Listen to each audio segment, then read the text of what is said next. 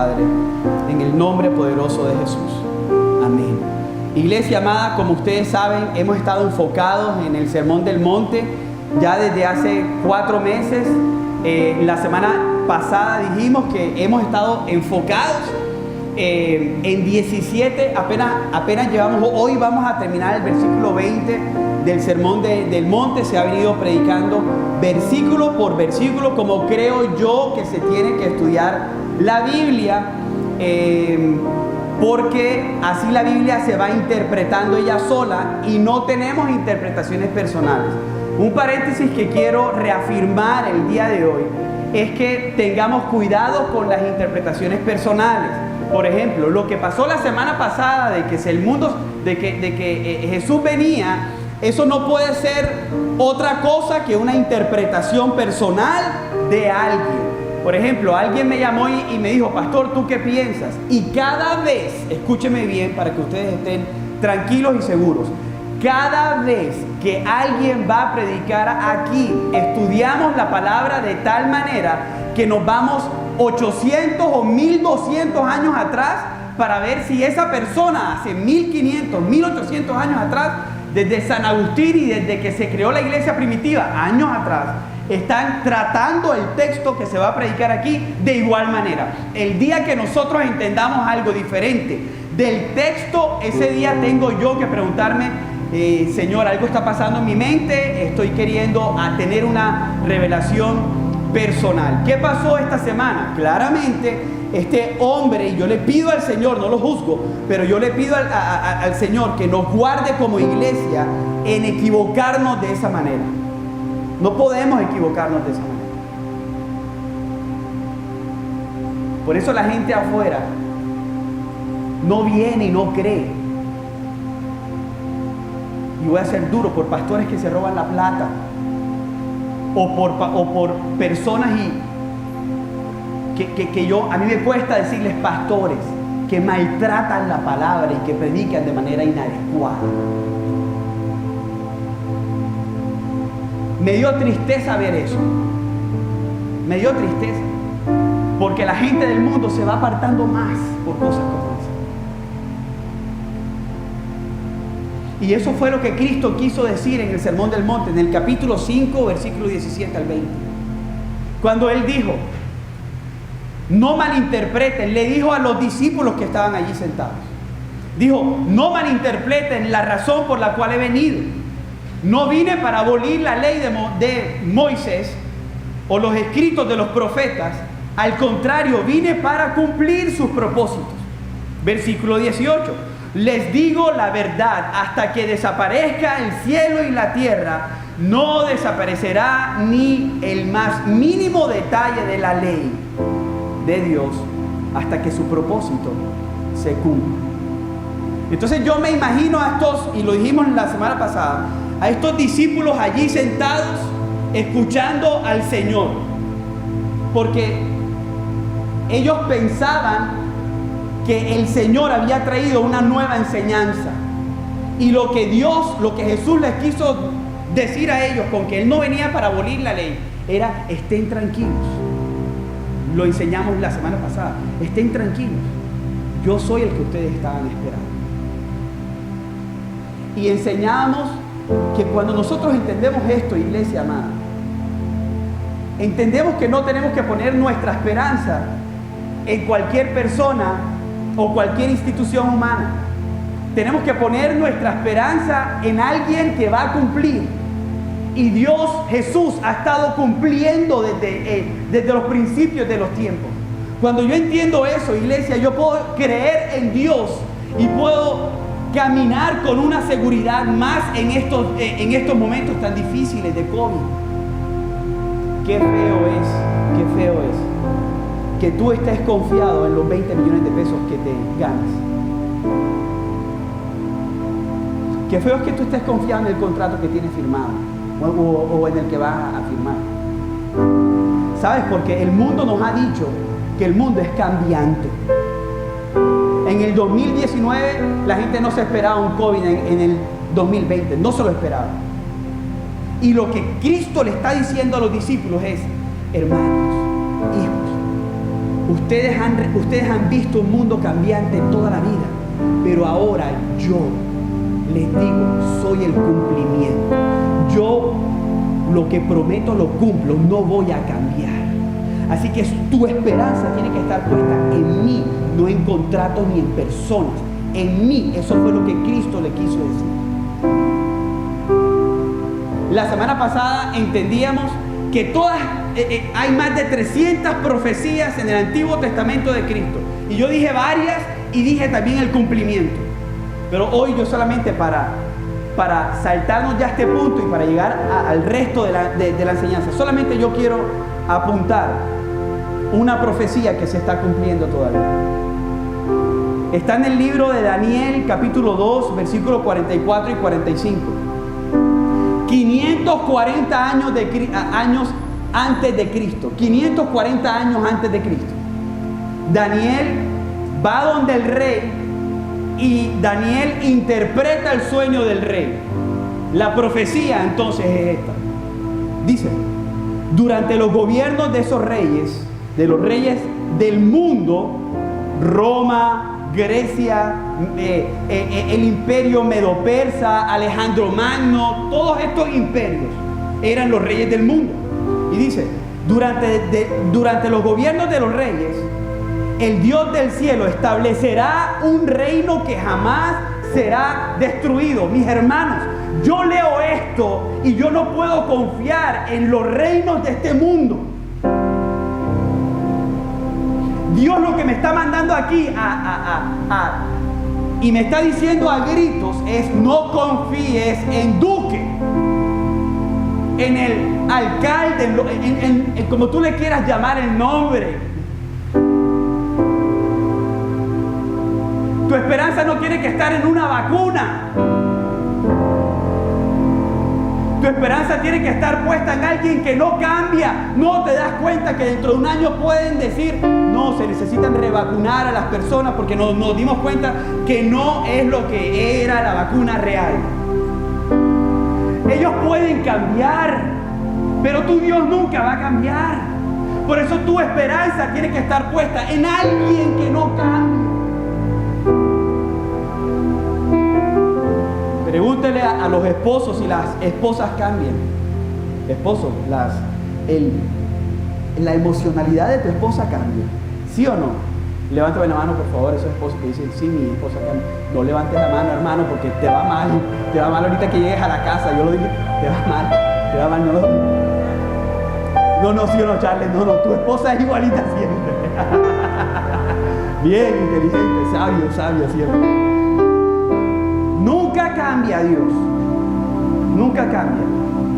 No solamente Él te está diciendo en esta profecía que Dios nunca cambia, sino que Él destrozará a todos los reinos de la tierra. Wow. Mi hermano, no pongas tu confianza en la empresa donde trabajas. No lo pongas. ¿Sabes que Dios es experto en jugar bolos? Cuando Él se da cuenta que las fichitas esas, lo que tú tumbas, que tú estás cimentando tu vida en esas fichitas, Él lo que hace es decir, y con curvita y todo, y te va a quitar todo tu fundamento, porque no hay un solo reino de esta tierra que vaya a prevalecer solo de Él. Miren cómo dice: que jamás será destruido o conquistado. Aplastará por completo a esos reinos y permanecerá para siempre. ¿Qué reino va a permanecer para siempre? ¿El de quién? Nuestro Dios. Ese es el significado de la roca cortada de la montaña. Aunque no por manos humanas, que hizo pedazos la estatua de hierro, bronce, barro, plata y oro. El gran Dios estaba mostrando al rey lo que ocurriría en el futuro. El sueño es verdadero y el significado es seguro. Aquí dice que esta roca iba a bajar de la montaña e iba a destruir absolutamente todo. ¿Qué roca? ¿Quién es el que destruye los reinos del mundo? Cristo. Cristo. Cumplimiento de la profecía. Romanos 9:33 dice: Dios se lo advirtió en las Escrituras cuando dijo: pongo en Jerusalén una ¿qué? Piedra que hace tropezar a muchos, una roca que los hace. ¿Quién es esa roca? Cristo. Pero todo el que confíe en Él, ¿en quién? Cristo, jamás será avergonzado.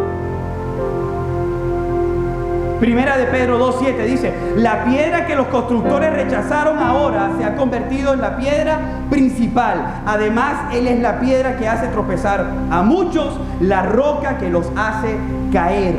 Él es, hermanos amados,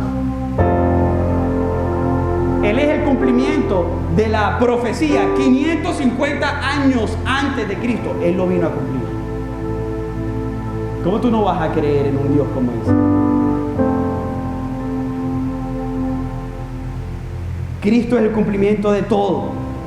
No tengamos duda de esta poderosa verdad. Él es el cumplimiento de absolutamente todo. Él es el cumplimiento de todas las promesas que están en la palabra. Y sabes, yo no quiero ser como estos discípulos que iban camino a Emaús, que iban pues caminando el día domingo después de que Cristo lo crucificaran y lo sepultaran. Estos dos discípulos iban caminando y ellos iban diciendo: ¿sabes qué? Cristo era verdaderamente un profeta. Cristo era un maestro. Lucas capítulo 24, versículo 25, para los que están apuntando. Cristo es solamente un profeta, pero Él no es el Salvador. ¿Por qué? Porque mira, hoy es domingo y Él no se ha aparecido. Y resulta, amados hermanos, que Cristo estaba atrás, escuchando todo. Y cuando Él escuchó que ellos estaban desconfiando, Él se les apresuró y se puso enfrente de ellos. Lucas 24. Y le dijo: saben, desde Génesis hasta Malaquías, pasando toda la ley, los profetas y los salmos, todo se trata de mí, le dijo Cristo a estos dos hombres, a estos dos muchachos. Entonces ellos entendieron, hermanos, que Cristo es el cumplimiento de absolutamente todo. Génesis se trata de Él. Éxodo se trata de Él. Levítico se trata de Él. Números se trata de Él. Dice, en Génesis Jesús es nuestro glorioso creador. En Éxodo Jesús es nuestro milagroso libertador. En Levítico Él es el modelo de santidad, Jesús. En Josué Él es nuestro líder perfecto. En Ruth Él es nuestro glorioso redentor. En Samuel Él es nuestro rey verdadero. En Nehemías Él es el reedificador de lo quebrantado. En los Salmos Él es el rey digno de alabanza. En Proverbios Él es el rey de sabiduría. En Cantares Él es el compañero fiel. En Lamentaciones Él es nuestro fiel Señor. En Ezequiel Él es nuestro verdadero templo. En Daniel Él es el rey soberano. En Oseas Él es el esposo que busca a la prostituta, nosotros. En Miqueas Él es nuestro rey compasivo. En Nahum Él es el que lleva la ira en nuestro lugar. En Habacuc Él es el gozo de la salvación. En Sofonías Él es el rey poderoso. En Ageo Él es la prioridad principal. En Zacarías Él es el rey humilde. Y en Malaquías Él es el rey, el Mesías que tenía que venir. Y Él cumplió todo, iglesia. Entonces cuando ellos entendieron esto, estos discípulos que estaban allí, entendieron que Él era el cumplimiento, Él vino y les dijo: no solamente yo cumplo los profetas, sino que yo vengo a cumplir la ley. ¿Qué significaba la ley para estos discípulos israelitas? Lo era todo. Eran los mandamientos que ellos tenían que seguir. Pero ellos se dieron cuenta que ellos no podían cumplir esos mandamientos. Santiago dice, la carta a Santiago dice, que si nosotros incumplimos uno de sus mandamientos, incumplimos todos. Y la palabra dice en Romanos que la paga del pecado es la muerte. Así terminamos la semana pasada.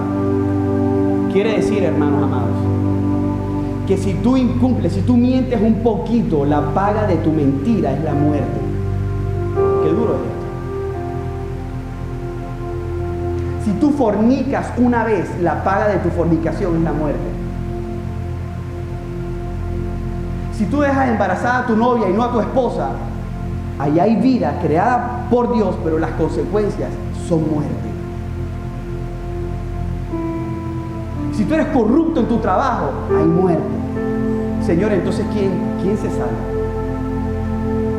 Pues en Gálatas dice que Él cumplió la ley a la perfección por amor al Padre en favor de nosotros. Entonces cuando tú veas una cruz colgada en la pared, tú tienes que decir, gracias Señor, porque tú en esa cruz cumpliste lo que yo jamás podía cumplir. ¿Te das cuenta de la obra poderosa del Señor? Entonces el Señor sigue enseñándoles. En el versículo 19 dice: entonces, si no hacen caso al más insignificante mandamiento y los enseñan a los demás, a hacer lo mismo, serán llamados los más insignificantes en el reino de Dios, de los cielos. Pero el que obedece las leyes de Dios y las enseña, será llamado grande en el reino de los cielos. Y aquí solamente quiero apuntar esto. Entonces hacemos un recuento. Estaban los discípulos allí, ya habían escuchado las bienaventuranzas, ya habían escuchado que ellos eran sal y luz, y ahora estaban escuchando que Jesús era el cumplimiento de absolutamente todo. Pero ahora Dios les daba una responsabilidad. ¿Cuál es la responsabilidad? Que enseñemos y vivamos la ley del Señor. Hermanos, tú no puedes ser solamente cristiano de boca hacia afuera. Tú no puedes venir a la iglesia y solamente escuchar la enseñanza.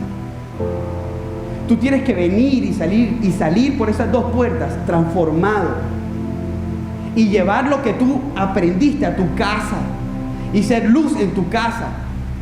Y la consecuencia, amados hermanos, es que Él dice en su palabra que vamos a tener, Él va a engrandecer nuestro nombre en los cielos. ¿Tú te imaginas eso? El Dios Todopoderoso, el creador de los cielos y de la tierra, dice: Daniela tiene un espacio especial en el cielo. ¿Y por qué? Porque viviste lo que te enseñé y lo enseñaste a otros. Pregunta que te hago: ¿estás enseñando? No solamente viviendo, estás enseñando lo que tú estás aprendiendo del Señor a otros. Estás viviendo, hombre de la casa. Escúchame, hombre de la casa. Hombre de la casa, por favor, escúchame. Cuando se hablaba de los pacificadores y de los misericordiosos hace 3 meses atrás, ¿tú eres el pacificador en tu casa o tú eres el que busca pleito en tu casa? Hijos, cuando el Señor le dijo a los discípulos, tienen que vivir la ley y tienen que enseñarla, allí estaba: honra a padre y a madre. Hijos, estamos nosotros como hijos honrando a nuestro papá, honrando a nuestra mamá. Es que no se lo merecen, pastor. Ahí no dice que lo honremos y que lo respetemos solamente cuando se lo merezcan. ¿Te das cuenta cómo eres luz? Cuando tu papá te maltrata y tú lo honras, eres luz. Cuando tu esposa se la embarra y tú la amas, eres luz, y viceversa. Entonces tenemos como consecuencia un pago. Y no es un carro último modelo, no lo es. Es un nombre superior en los cielos. Míralo, ahí está. Dice, será llamado grande en los cielos. Versículo 19. Grande en los cielos. Hermano, yo no sé tú, pero yo prefiero ser grande en los cielos que un grande en Tecnoglass o en Procars o en la Olímpica. Yo no sé tú, pero yo prefiero que Dios me vea a mí como un hijo obediente que enseña a como un empresario exitoso, lejos de Él, corrupto.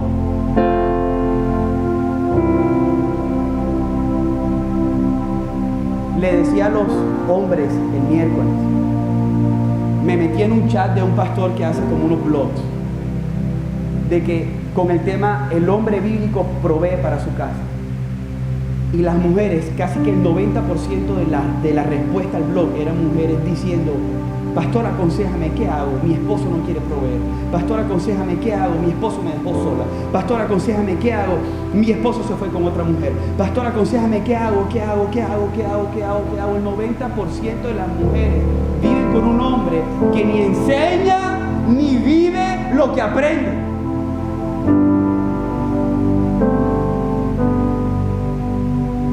¡Qué duro! Hermano, yo no vivo por Cristo para tener un nombre excelente allá en el cielo, aunque esa sea mi consecuencia. Yo vivo por Cristo aquí en la tierra para glorificar a Dios delante de mis hijas, que me ven cómo actúo y cómo predico.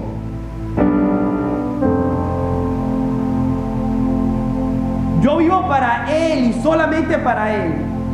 Pero la consecuencia es que mis hijas se están levantando y ellas saben. Aquella vez hablé 5 puntos con Valentina y le dije,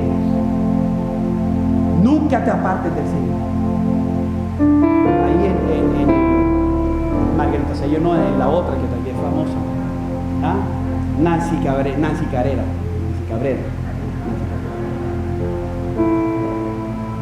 Yo le dije 5 puntos. Y esto es enseñar. Estoy dándoles vida. Esto es enseñar a mis generaciones lo que aprendo de su palabra. Yo le dije, nunca te apartes del Señor. Ella va a cumplir 15 años. Entonces, como ella es americana, se quiere ir a los 18 para Estados Unidos. Vamos a ver. Yo le dije, nunca te apartes del Señor. Escoge bien tus amistades. Escoge bien tu novio, que no te quite la virginidad. Guárdate, hija, guarda tu cuerpo. Guárdate. Porque tú entregas tu corazón, lo entregas y no te va a ir. Nunca le dejes de servir a Dios. Y escoge bien lo que vas a estudiar. Yo no le abrí la Biblia a mi hija, pero todo lo que está allí está fundamentado en darle la gloria a Dios. Todo. ¿Cómo estás pastoreando tú tu casa, hombre? ¿Cómo estás honrando tú a tu esposo, mujer? ¿Eres ayuda idónea de él? ¿O eres la terca idónea? Es teso, ¿ah? Es teso, ¿ah?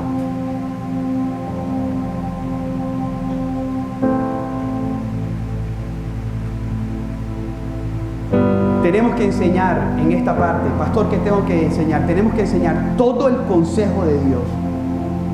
No podemos ser una iglesia que enseña que Dios te va a prosperar, pero y tú sigues viviendo como a ti te da la gana. No podemos ser una iglesia que te enseña, no, Dios te va a dar todo y tú sigues viviendo como a ti te parece. No, mi hermano. Dios sí puede prosperarte si Él quiere, y prosperarte mucho si Él quiere. El dueño de Walmart es cristiano, aparentemente. Sao no es nada comparado a Walmart. El dueño de Chick-fil-A, algo como McDonald's, en Estados Unidos es cristiano. Gente multimillonaria. Dios puede prosperar, claro que sí. Pero Dios no es incoherente. Por eso Hechos 20:27 dice, Pablo diciéndole a la iglesia en Éfeso, no rehuí declararles todo el propósito de Dios. Yo no te puedo decir que Dios te va a prosperar sin exigirte santidad.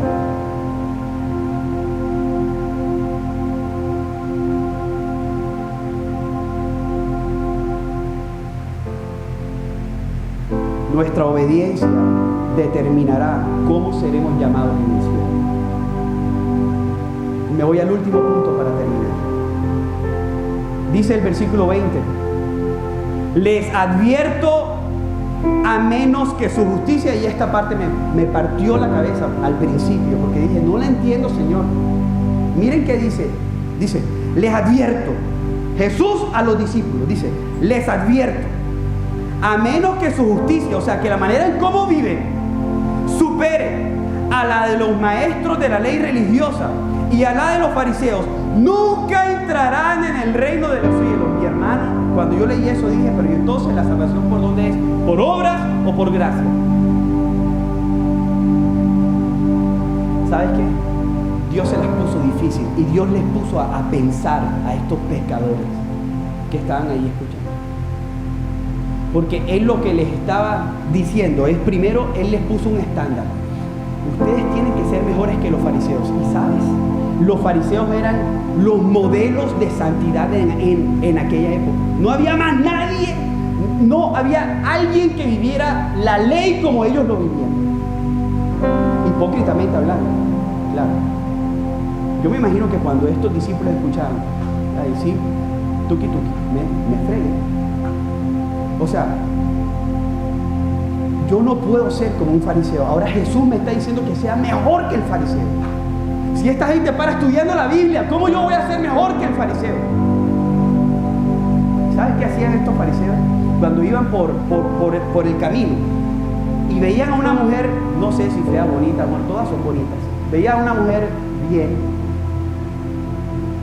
alzaban la mirada y se pegaban contra un poste, contra la pared, contra lo que encontraban, se pegaban para demostrar santidad a la gente.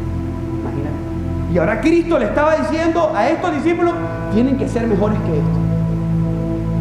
¿Quién se salva? Humberto, dime, ¿quién se salva así? Si la palabra dice en Santiago, escúcheme bien esto, la palabra dice en Santiago, se lo dije ahorita, porque cualquiera que guarda toda la ley, pero fallan en un punto, se ha hecho culpable de todos. Charles, te estoy nombrando a ti porque tenías 2 meses que no venías porque tenías algo en la espalda. Entonces, te la tengo montada. Charles, si yo voy a tu casa y tú estás adentro y tú le dices a Masi, no, dile que no estoy, ¡pum!, pecaste. Eres culpable de todos, de toda la ley, no solamente de mentir, sino de toda la ley. Entonces estás descalificado para entrar a la vida eterna. ¿Quién puede entonces entrar a la vida eterna? ¿Por obras? Nadie. Tendrías que superar las obras de los fariseos. Y mis hermanos, tú y yo aquí, ninguno las supera. Entonces, ¿cuál es la solución del dilema que plantea Cristo hacia los discípulos? Se los voy a leer. Filipenses 3 del 6 al 9. Y con esto terminamos. Filipenses 3 del 6 al 9. Este es Pablo hablando. Pablo escribiéndole una carta a la iglesia en Filipo. Pablo decía esto. Acuérdense que Pablo era fariseo. Dice, era tan fanático que perseguía con crueldad a la iglesia. Y en cuanto a la justicia, de lo que estamos hablando, en cuanto a la justicia, obedecía la ley al pie de la letra. Antes creía que esas cosas eran valiosas. O sea, yo ya no tomo. El cristiano normal es, hey, ¿tú por qué eres cristiano? No, porque no tomo, no digo mentira y soy fiel. No, mi hermano, eso no significa ser cristiano. ¿Sabes quién es cristiano? Esto que vamos a leer ahora. Entonces mídete, no por tus obras, sino por quién crees. Porque por tus obras estamos fritos, todos los que estamos aquí en el mundo. Dice, versículo 7. Antes creía que esas cosas eran valiosas, pero ahora considero que no tienen ningún valor debido a lo que Cristo ha hecho. ¿Quién es un cristiano, mi hermano? ¿Cuál es la mejor obra que tú puedes hacer? Creerte nada. Creer que tú solo no puedes. Esa es la mejor obra que yo puedo hacer como pastor. ¿Sabes qué? Cuando yo, antes de predicar, yo estoy allí, en esa silla, y yo le digo, Señor, no puedo, yo soy gago. Tú me hiciste así.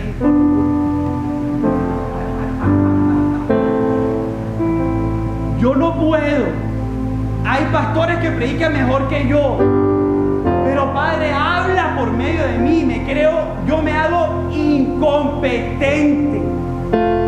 No puedo. No puedo. Y así mismo, esposo, tú tendrías que ser con tu esposa. No sé cómo ser pastor, no sé cómo ser esposo en mi casa. No puedo, Señor. Pero tú sí. Dice, antes creía que esas cosas eran valiosas, pero ahora considero que no tienen ningún valor debido a lo que Cristo ha hecho. Así es, dice el versículo 8. Todo lo demás no vale nada cuando se le compara con el infinito valor de conocer ¿a quién? A Cristo. El contrato más espectacular que tengas, cuando lo comparas con Cristo, vale nada. Es que basura comparado con Cristo. ¿Vives así? Si vives así, eres cristiano. Si no, no.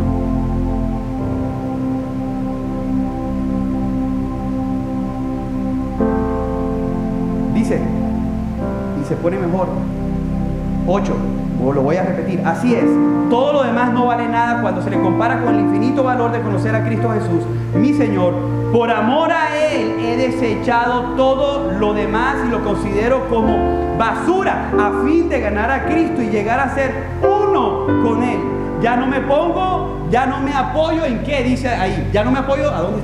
Dice, a llegar a ser uno con Él, ya no me apoyo en mi propia qué, o sea, en tus obras. No te apoyes en tus obras. Pastor, entonces yo puedo hacer todo. No, porque en el versículo anterior dice que tienes que vivir la ley y tienes que enseñarla. Entonces no es que vayas y te emborraches y al día siguiente, no, yo me apoyo en tu obra, Señor. Él te va a decir, ¡ay! Sabroso, ¿qué? No, nada. Dice, ya no me apoyo en mi propia justicia por medio de obedecer la ley de las cosas. Más bien, llego a ser justo. Aquí está el meollo, aquí está la solución. Dice, llego a ser justo por medio de la fe en Cristo. Con esto termino. Jesús es el cumplimiento de todo. Quiero leerte esta parte. Las buenas noticias del Evangelio nos dicen que no tenemos que pararnos enfrente de Dios con nuestra propia y corrupta justicia. Esa justicia propia que no alcanza para ser salvo, sino que Él nos acepta no por nuestra justicia, sino por su justicia puesta en nosotros por gracia. Fue lo que Él hizo en la cruz del Calvario, iglesia. Entonces, cuando Él le estaba diciendo a los discípulos, su justicia tiene que estar por encima de la de los fariseos. ¿Sabes de qué justicia estaba hablando? De la de Cristo. Lo que Él les estaba diciendo es, confíen en mi justicia y serán más justos que los fariseos, aunque sean los pecadores